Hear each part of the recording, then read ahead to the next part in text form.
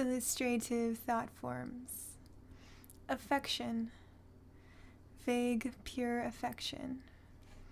Figure 8 is a revolving cloud of pure affection, and except for its vagueness, it represents a very good feeling.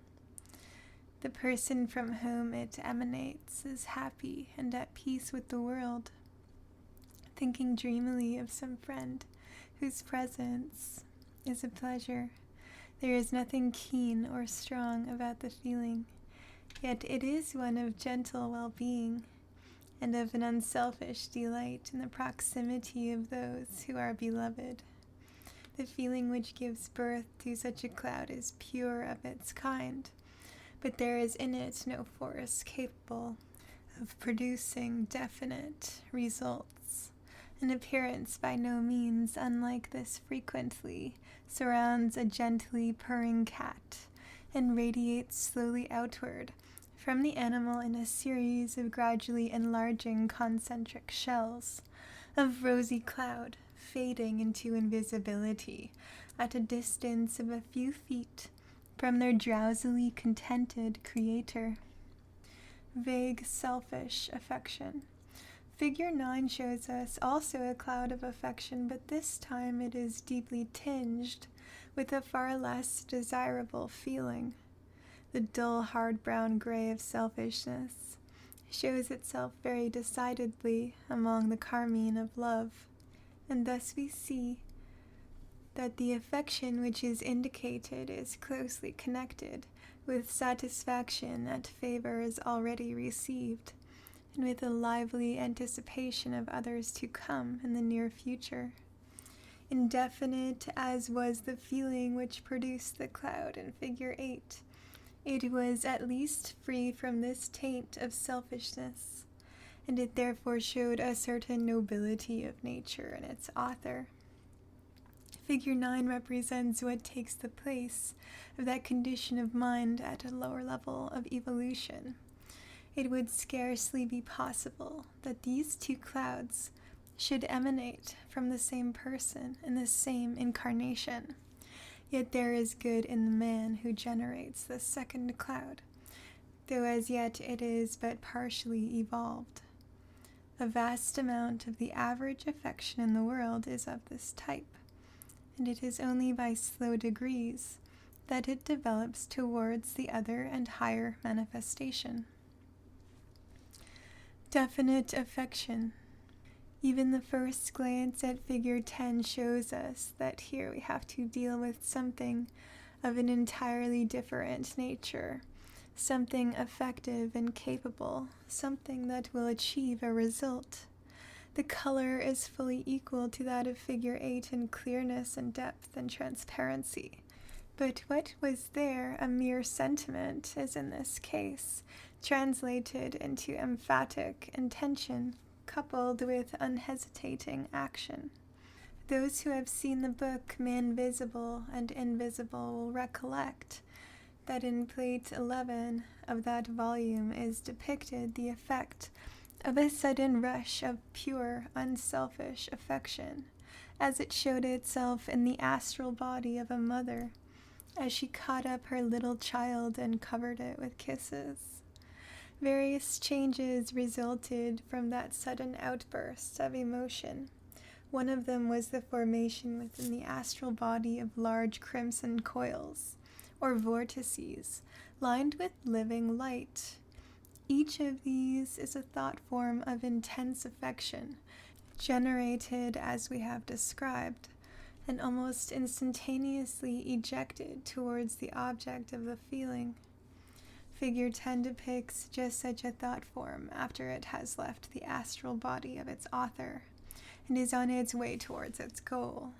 It will be observed that the almost circular form has changed into one somewhat resembling a projectile or the head of a comet, and it will be easily understood that this alteration is caused by its rapid forward motion. The clearness of the color assures us of the purity of the emotion which gave birth to this thought form, while the precision of its outline is unmistakable evidence of power. and of vigorous purpose. The soul that gave birth to a thought form such as this must already be one of a certain amount of development. Radiating affection. Figure 11 gives us our first example of a thought form intentionally generated, since its author is making the effort to pour himself forth in love to all beings. It must be remembered that all these forms are in constant motion. This one, for example, is steadily widening out, though there seems to be an exhaustless fountain welling up through the center, from a dimension which we cannot represent. A sentiment such as this is so wide in its application that it is very difficult for anyone not thoroughly trained to keep it clear and precise.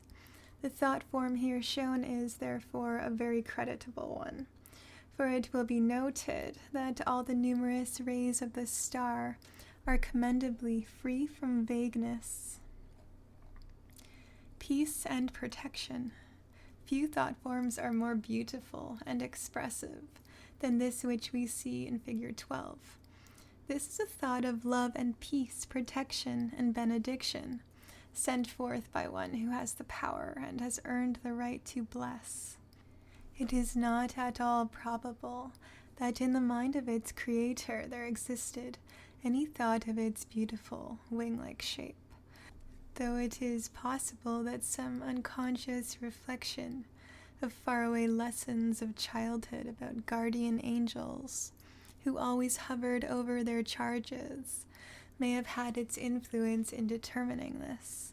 However that may be, the earnest wish undoubtedly clothed itself in this graceful and expressive outline, while the affection that prompted it gave to it its lovely rose color, and the intellect which guided it shone forth like sunlight as its heart and central support.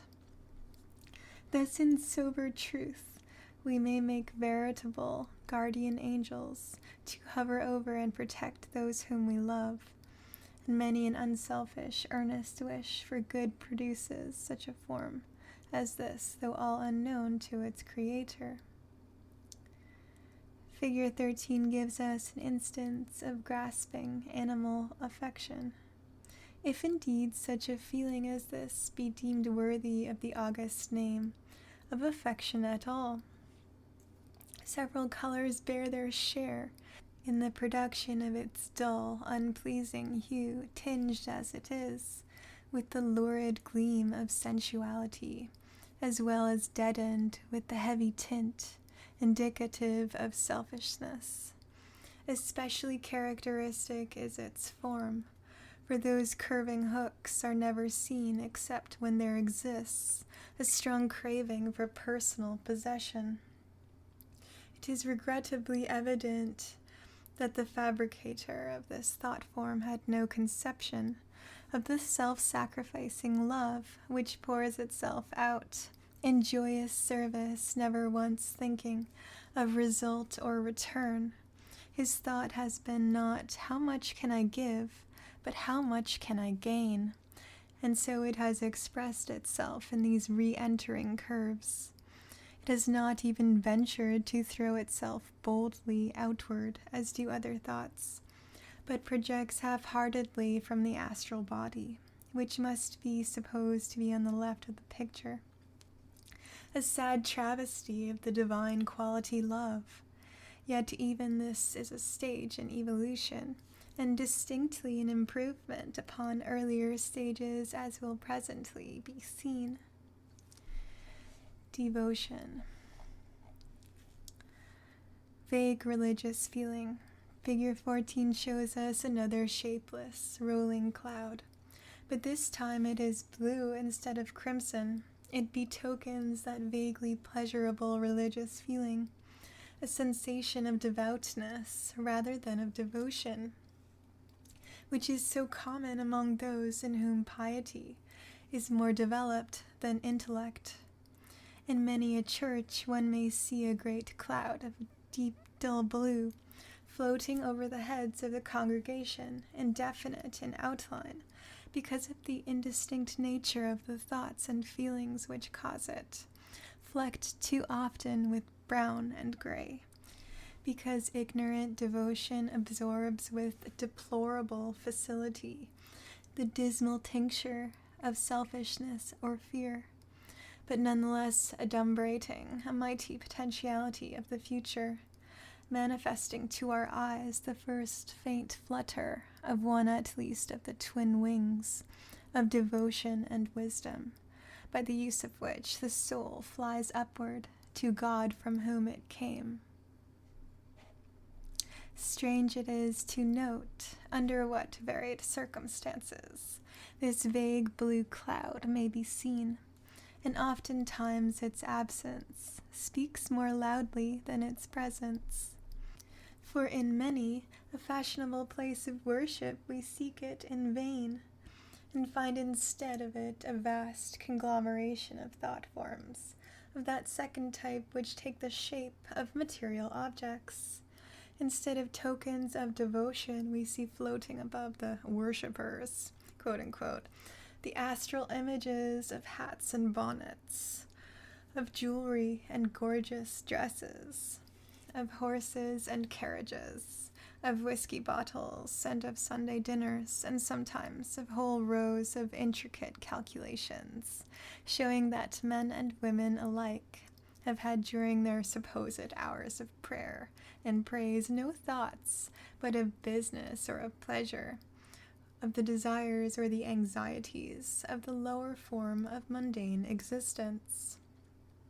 Yet sometimes in a humbler fane, in a church belonging to the unfashionable Catholic or ritualist, or even in the lowly meeting house where there is but little of learning or of culture, one may watch the deep blue clouds rolling ceaselessly eastward towards the altar, or upwards, testifying at least to the earnestness and the reverence of those who give them birth. Rarely, very rarely, among the clouds of blue will flash like a lance cast by the hand of a giant such a thought form as is shown in figure 15, or such a flower of self-renunciation as we see in figure 16 may float before our ravished eyes.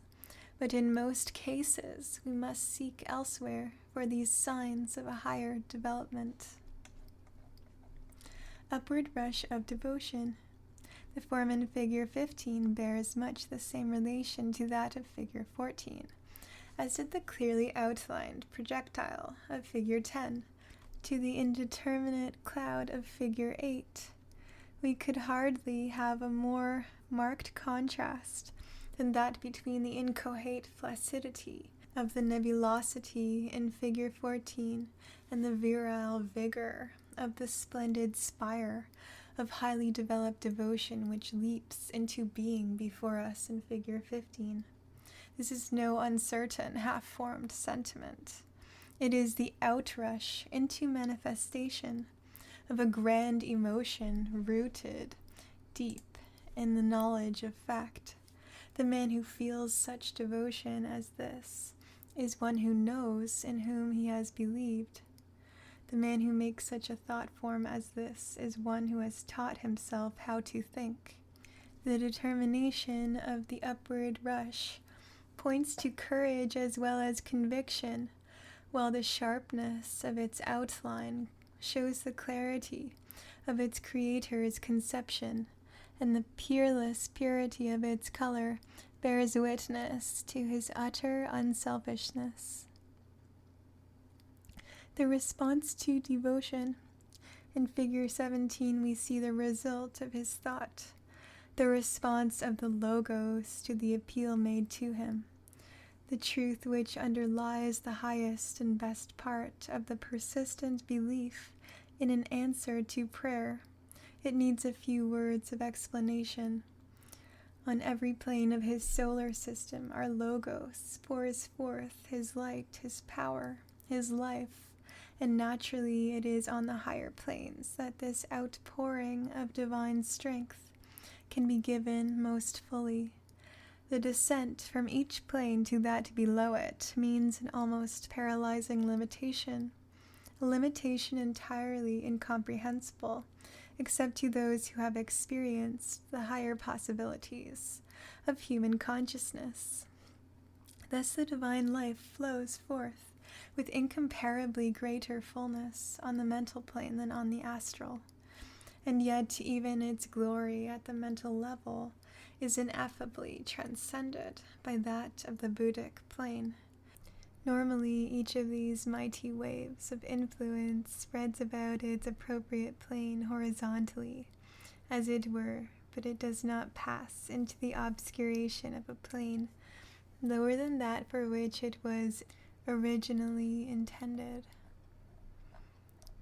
Yet there are conditions under which the grace and strength peculiar to a higher plane may in a measure be brought down to a lower one, and may spread abroad there with wonderful effect. This seems to be possible only when a special channel is for the moment opened, and that work must be done from below, and by the effort of man. It has before been explained that whenever a man's thought or feeling is selfish, the energy which it produces moves in a close curve, and thus inevitably returns and expends itself upon its own level. But when the thought or feeling is absolutely unselfish, its energy rushes forth in an open curve, and thus does not return in the ordinary sense, but pierces through into the plane above, because only in that higher condition, with its additional dimension, can it find room for its expansion. But in thus breaking through, such a thought or feeling holds open a door, to speak symbolically, of dimension equivalent to its own diameter, and thus furnishes the requisite channel through which the divine force appropriate to the higher plane can pour itself into the lower with marvelous results, not only for the thinker but for others. An attempt is made in Figure 17 to symbolize this, and to indicate the great truth that an infinite flood of the higher type of force is always ready and waiting to pour through when the channel is offered, just as the water in a cistern may be said to be waiting to pour through the first pipe that may be opened. The result of the descent of divine life is a very great strengthening and uplifting of the maker of the channel, and the spreading all about him of a most powerful and beneficent influence. This effect has often been called an answer to prayer, and has been attributed by the ignorant to what they call a special interposition of providence, instead of to the unerring action of the great and immutable divine law. Self-renunciation. Figure 16 gives us yet another form of devotion, producing an exquisitely beautiful form of a type quite new to us, a type in which one might at first sight suppose that various graceful shapes belonging to animate nature were being imitated. Figure 16, for example, is somewhat suggestive of a partially opened flower bud, while other forms are found to bear a certain resemblance to shells or leaves or tree shapes. Manifestly, however, these are not and cannot be copies of vegetable or animal forms, and it seems probable that the explanation of this similarity lies very much deeper than that. An analogous and even more significant fact is that some very complex thought forms can be exactly imitated by the action of certain mechanical forces, as has been said above.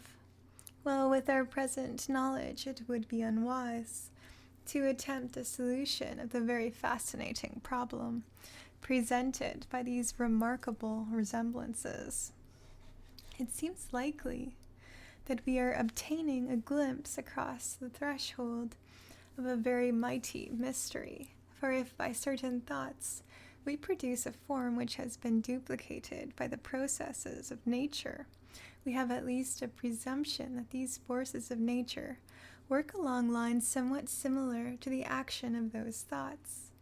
Since the universe is itself a mighty thought form, called into existence by the Logos, it may well be that tiny parts of it are also the thought forms of minor entities, engaged in the same work, and thus perhaps we may approach a comprehension of what is meant by the 333 million devas of the Hindu. This form is one of the loveliest pale azure, with the glory of white light shining through it, something indeed to tax the skill, even of the indefatigable artist who worked so hard to get them as nearly right as possible. It is what a Catholic would call a definite act of devotion, better still an act of utter selflessness, of self-surrender and renunciation. Intellect. Vague intellectual pleasure. Figure 18 represents a vague cloud of the same order as those shown in figures 8 and 14, but in this case the color is yellow instead of crimson or blue. Yellow in any of man's vehicles always indicates intellectual capacity, but its shades vary very much, and it may be complicated by the admixture of other hues. Generally speaking, it has a deeper and duller tint. If the intellect is directed chiefly into lower channels, more especially if the objects are selfish, in the astral or mental body of the average man of business, it would show itself as yellow ochre, while pure intellect devoted to the study of philosophy or mathematics appears frequently to be golden, and this rises gradually to a beautiful clear and luminous lemon or primrose yellow when a powerful intellect is being employed absolutely unselfishly for the benefit of humanity. Most yellow thought forms are clearly outlined, and a vague cloud of this color is comparatively rare. It indicates intellectual pleasure, appreciation of the result of ingenuity, or the delight felt in clever workmanship.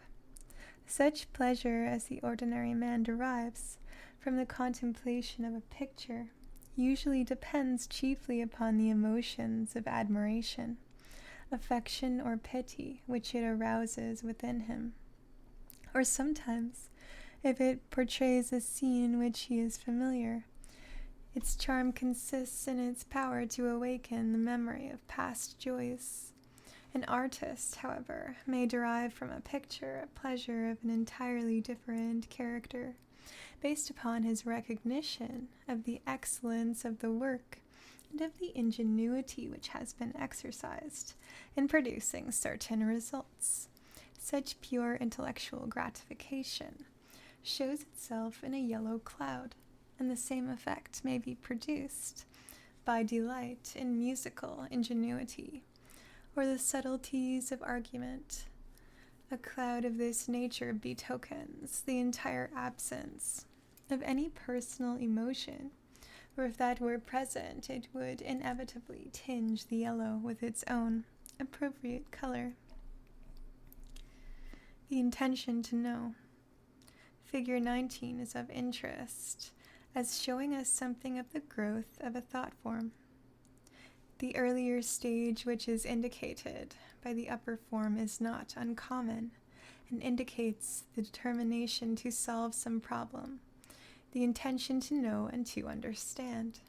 Sometimes a theosophical lecturer sees many of these yellow serpentine forms projecting towards him from his audience and welcomes them as a token that his hearers are following his arguments intelligently and have an earnest desire to understand and to know more. A form of this kind frequently accompanies a question, And if, as is sometimes unfortunately the case, the question is put less with the genuine desire for knowledge than for the purpose of exhibiting the acumen of the questioner, the form is strongly tinged with the deep orange that indicates conceit. It was at a theosophical meeting that this special shape was encountered, and it accompanied a question which showed considerable thought and penetration. The answer at first given was not thoroughly satisfactory to the inquirer, who seems to have received the impression that his problem was being evaded by the lecturer. His resolution to obtain a full and thorough answer to his inquiry became more determined than ever, and his thought form deepened in color and changed into the second of the two shapes, resembling a corkscrew even more closely than before. Forms similar to these are constantly created by ordinary idle and frivolous curiosity, but as there is no intellect involved in that case, the color is no longer yellow, but usually closely resembles that of a decaying meat, somewhat like that shown in figure 29, as expressing a drunken man's craving for alcohol. High ambition, figure 20, gives us another manifestation of desire.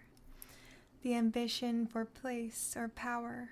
The ambitious quality is shown by the rich, deep orange color, and the desire by the hooked extensions, which precede the form as it moves. The thought is a good and pure one of its kind. For if there were anything base or selfish in the desire, it would inevitably show itself in the darkening of the clear orange hue by dull reds, browns, or grays. If this man coveted place or power, it was not for his own sake, but from the conviction that he could do the work well and truly, and to the advantage of his fellow men. Selfish ambition.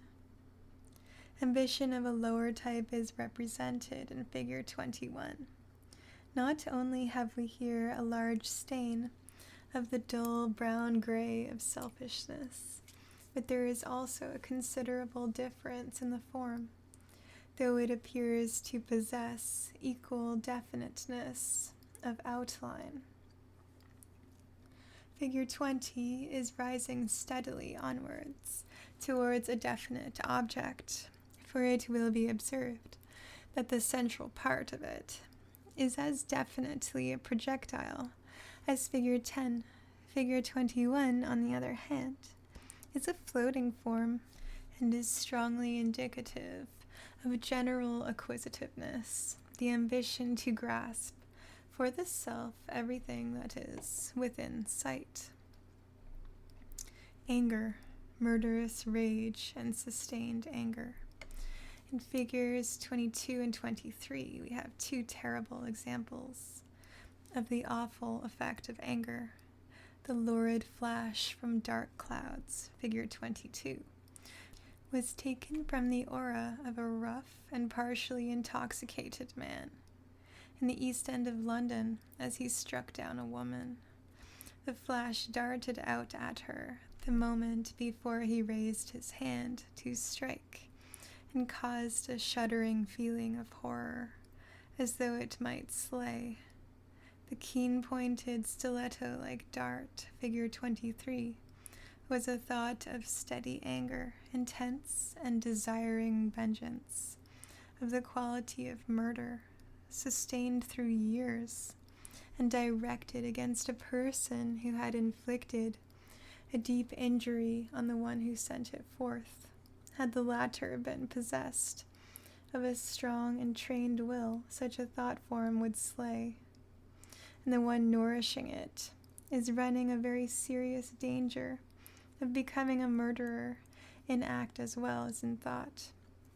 In a future incarnation, it will be noted that both of them take the flash-like form, though the upper is irregular in its shape, while the lower represents a steadiness of intention, which is far more dangerous, the basis of utter selfishness out of which the upper one springs is very characteristic and instructive. The difference in color between the two is also worthy of note. In the upper one, the dirty brown of selfishness is so strongly evident that it stains even the outrush of anger. While in the second case, though no doubt selfishness was at the root of that also, the original thought has been forgotten. In the sustained and concentrated wrath, one who studies Plate 13 in Man Visible and Invisible will be able to image to himself the condition of the astral body from which these forms are protruding, and surely the mere sight of these pictures, even without examination, should prove a powerful object lesson in the evil of yielding to the passion of anger. Explosive anger. In figure 24, we see an exhibition of anger of a totally different character. Here is no sustained hatred, but simply a vigorous explosion of irritation. It is at once evident that while the creators of the forms, shown in figures 22 and 23, were each directing their ire against an individual, the person who is responsible for the explosion in figure 24 is for the moment at war with the whole world around him. It may well express the sentiment of some choleric old gentleman who feels himself insulted or impertinently treated, for the dash of orange intermingled with the scarlet implies that his pride has been seriously hurt. It is instructive to compare the radiations of this plate with those of figure 11. Here we see indicated a veritable explosion, instantaneous in its passing and irregular in its effects, and the vacant center shows us that the feeling that caused it is already a thing of the past, and that no further force is being generated. In figure 11, on the other hand, the center is the strongest part of the thought form, showing that this is not the result of a momentary flash of feeling, but that there is a steady, continuous upwelling of the energy, while the rays show by their quality and length, and the evenness of their distribution, the steadily sustained effort which produces them. Watchful and angry jealousy. In figure 25, we see an interesting, though unpleasant, thought form. Its peculiar brownish-green color at once indicates to the practiced clairvoyant that it is an expression of jealousy, and its curious shape shows the eagerness with which the man is watching its object.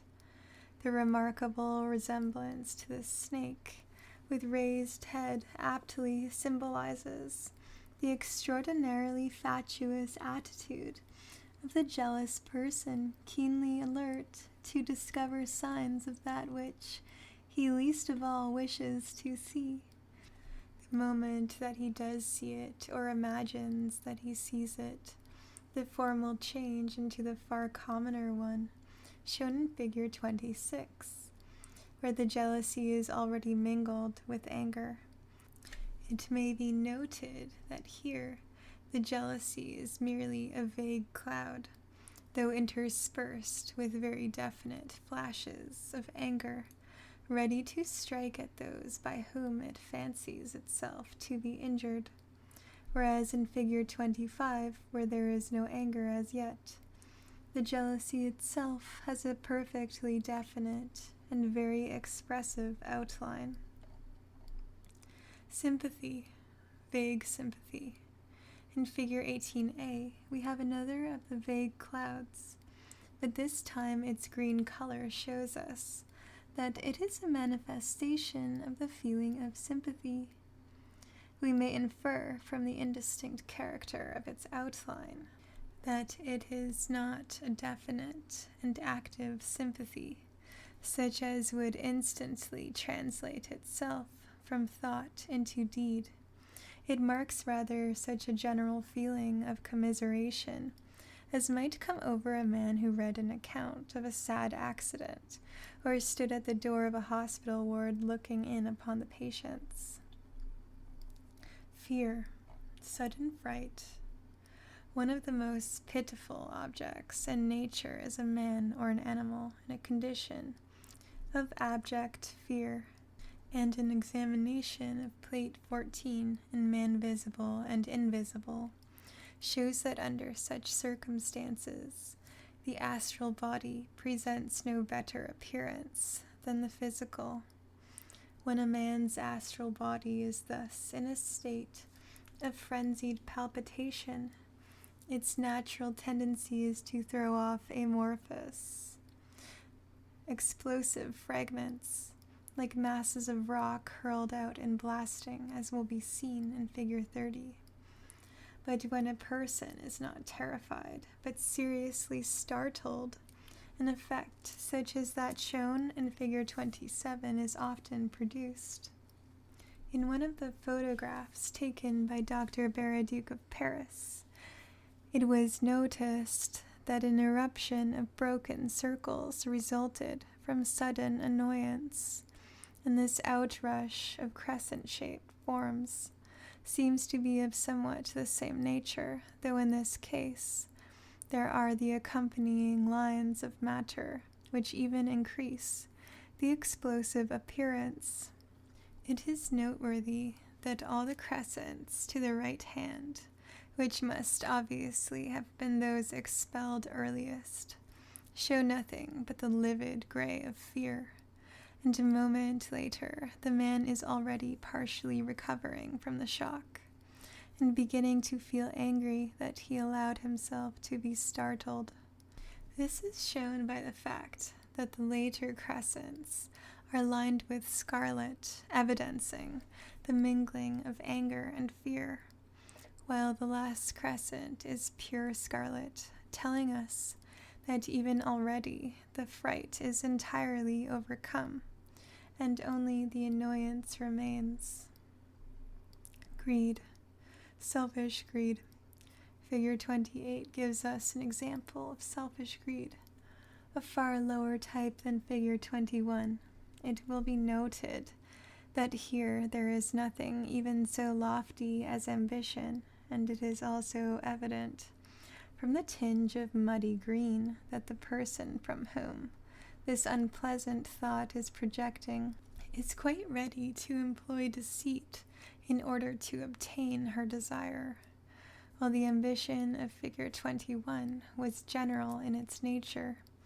The craving expressed in Figure 28 is for a particular object towards which it is reaching out, for it will be understood that this thought form, like that in Figure 13, remains attached to the astral body, which must be supposed to be on the left of the picture. Claw-like forms of this nature are very frequently to be seen converging upon a woman who wears a new dress or bonnet, or some specially attractive article of jewelry.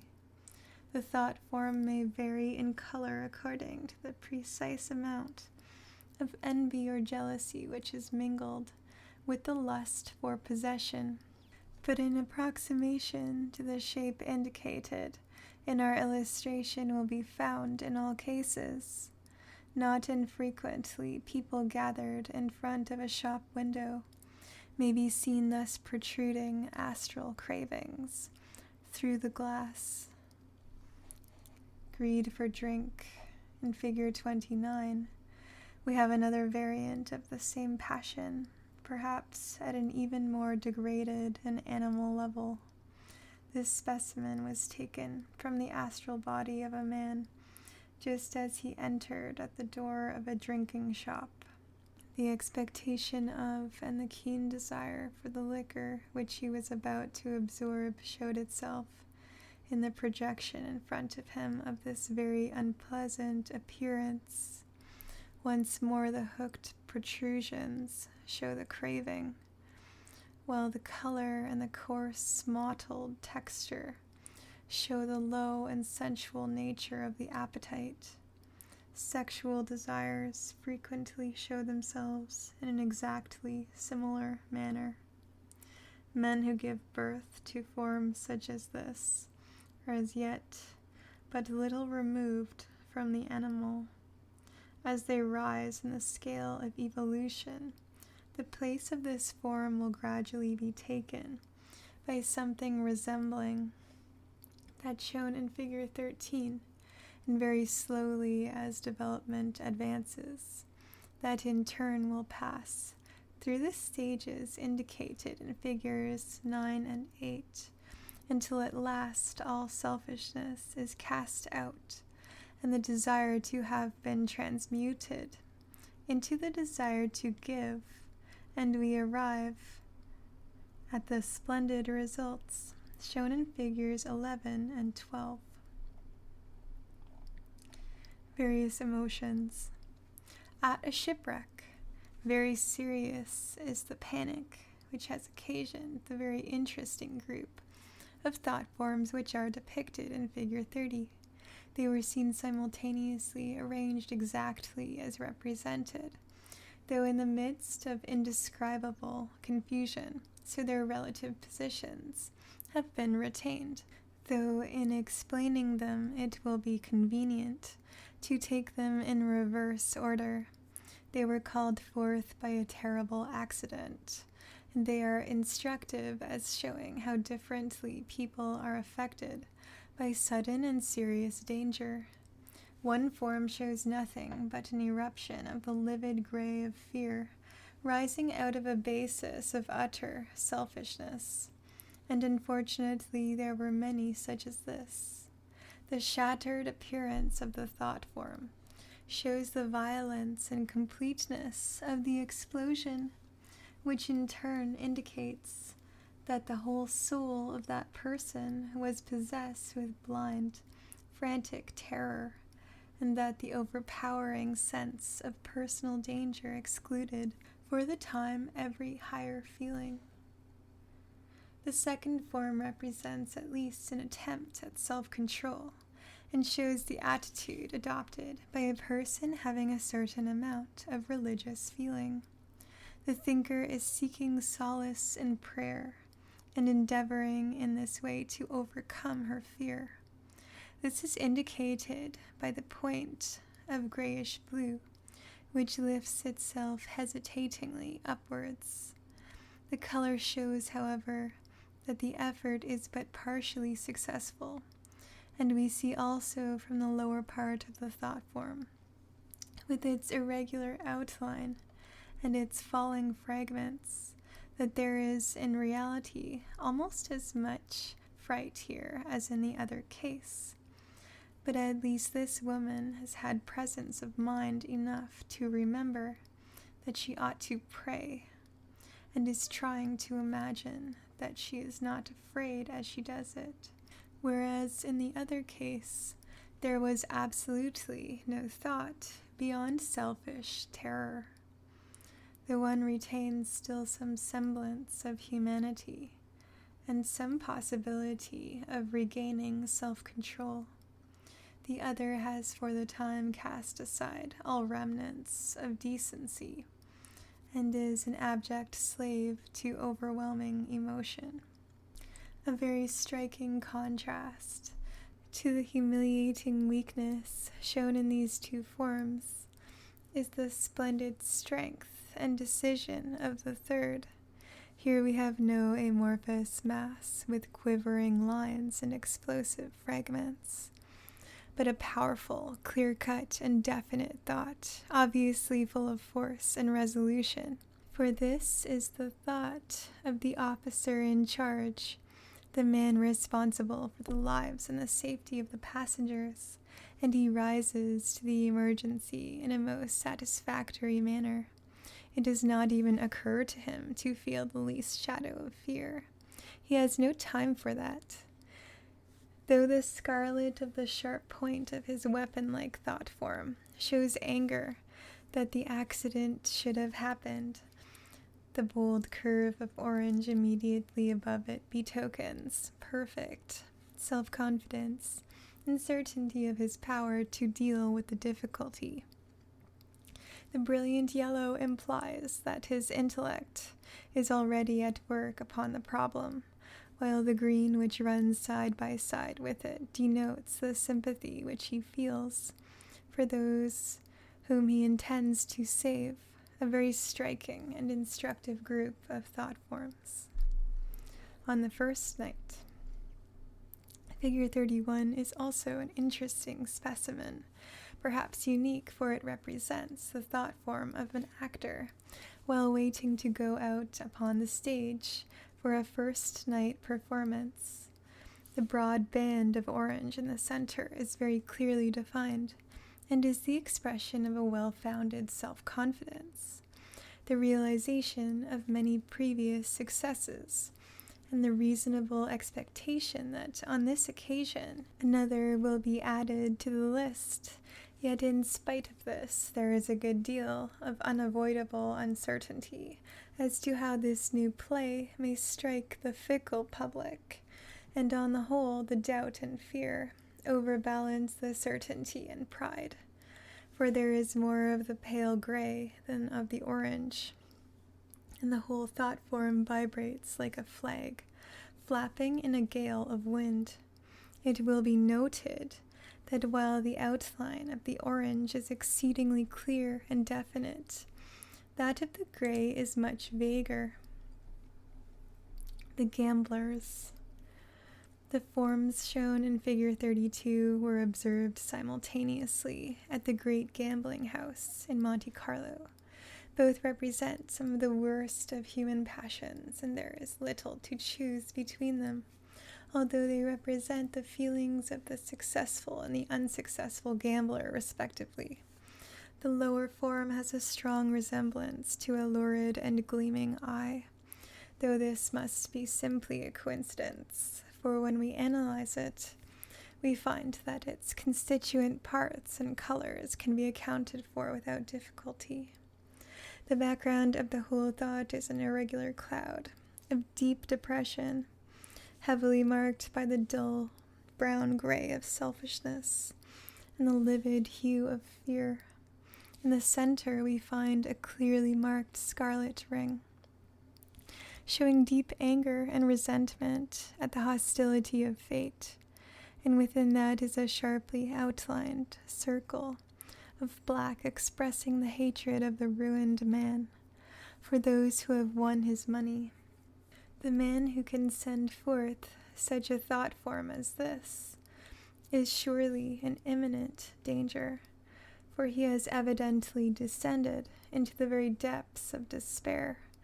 Being a gambler, he can have no principle to sustain him, so that he would be by no means unlikely to resort to the imaginary refuge of suicide, only to find on awakening into astral life that he had changed his condition for the worse instead of for the better, as the suicide always does, since his cowardly action cuts him off from the happiness and peace which usually follow death. The upper form represents a state of mind which is perhaps even more harmful in its effects, for this is the gloating of the successful gambler over his ill-gotten gain. Here the outline is perfectly definite, and the man's resolution to persist in his evil course is unmistakable.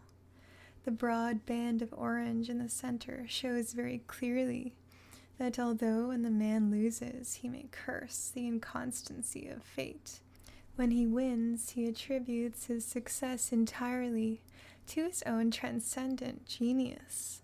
Perhaps he has invented some system to which he pins his faith and of which he is inordinately proud. But it will be noticed that on each side of the orange comes a hard line of selfishness, and we see how this in turn melts into avarice and becomes a mere animal greed of possession, which is also so clearly expressed by the claw-like extremities of the thought form.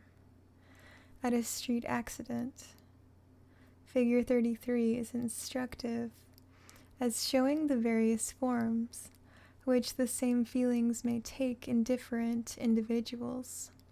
These two evidences of emotion were seen simultaneously among the spectators of a street accident, a case in which someone was knocked down and slightly injured by a passing vehicle. The persons who generated these two thought forms were both animated by affectionate interest in the victim and deep compassion for his suffering, and so their thought forms exhibited exactly the same colors, although the outlines are absolutely unlike. The one over whom floats the vague sphere of cloud is thinking, "Poor fellow, how sad," while he who gives birth to that sharply defined disk is already rushing forward to see in what way he can be of assistance. The one is a dreamer, though of acute sensibilities. The other is a man of action. At a funeral, in Figure 34, we have an exceedingly striking example of the advantage of knowledge of the fundamental change produced in the man's attitude of mind by a clear understanding of the great laws of nature under which we live, utterly different as they are in every respect of color and form and meaning. These two thought forms were seen simultaneously, and they represent two points of view with regard to the same occurrence. They were observed at a funeral, and they exhibit the feelings evoked in the minds of two of the mourners by the contemplation of death.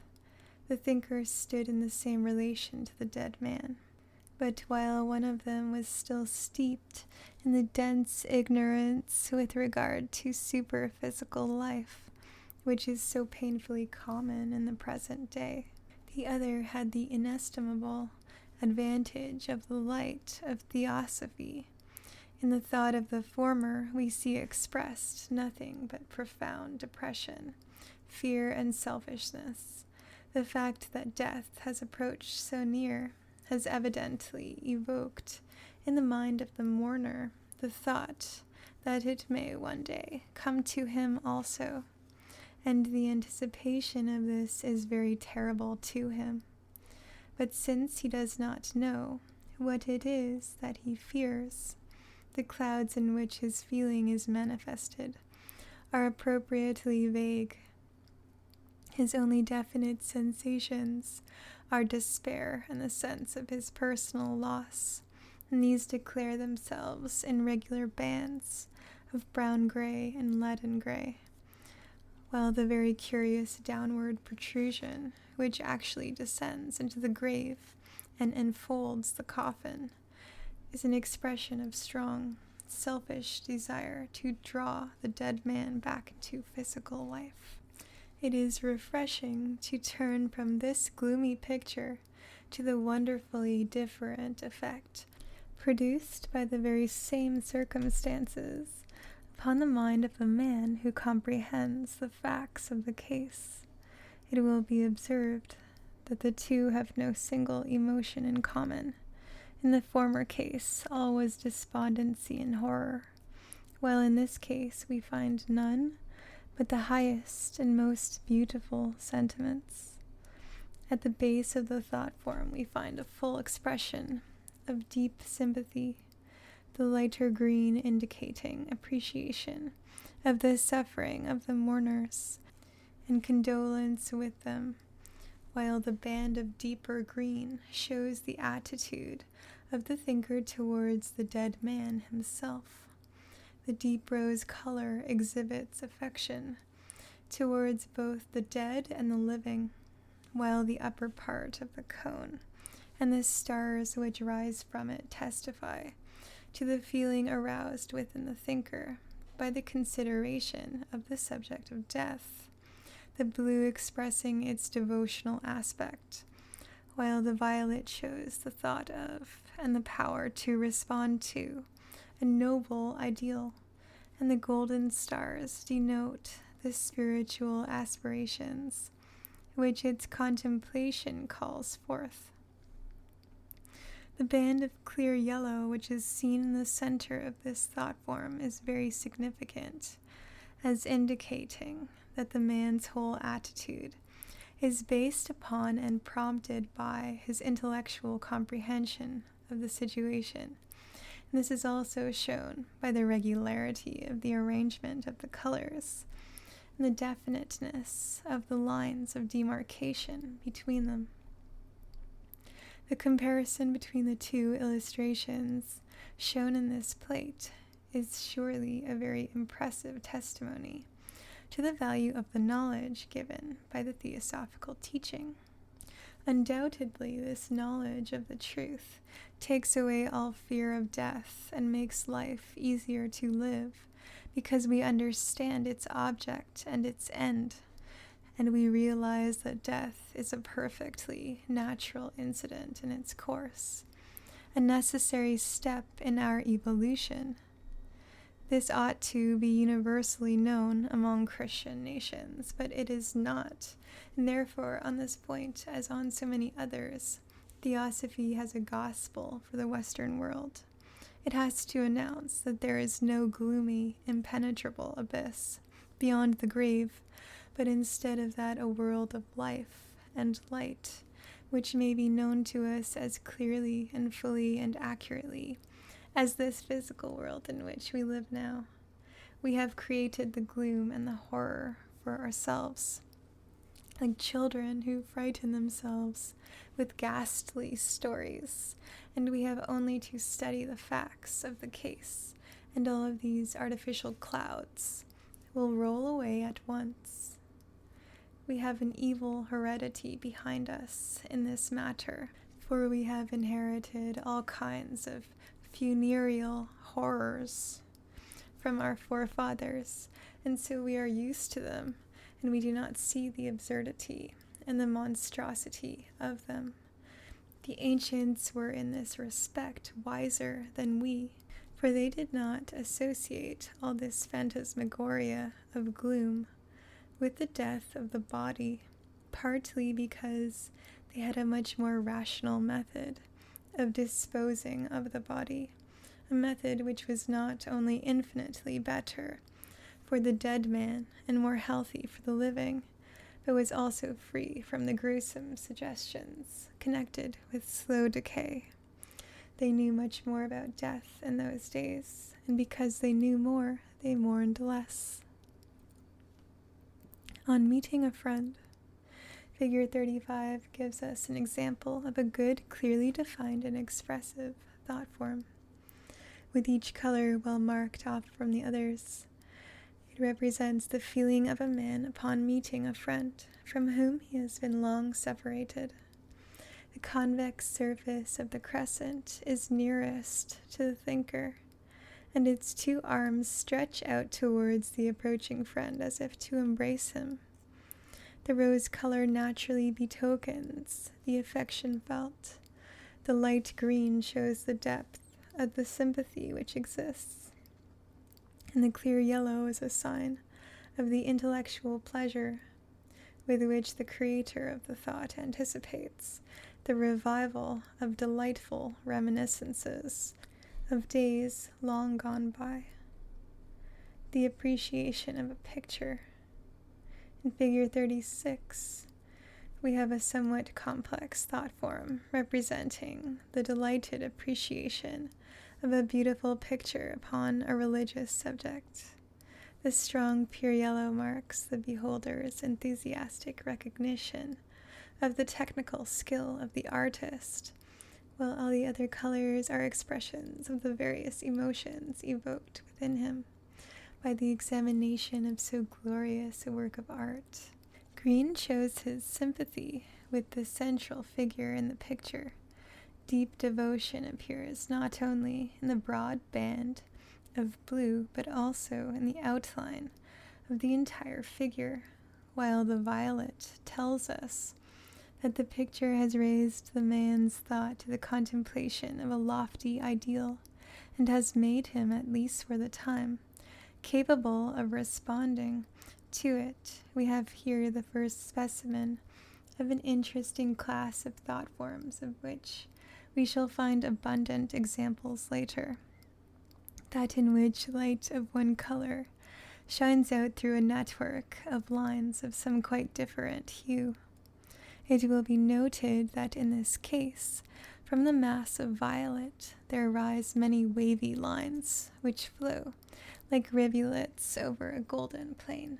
This makes it clear that the loftiest aspiration is by no means vague, but is thoroughly supported by an intellectual grasp of the situation and a clear comprehension of the method by which it can be put into effect.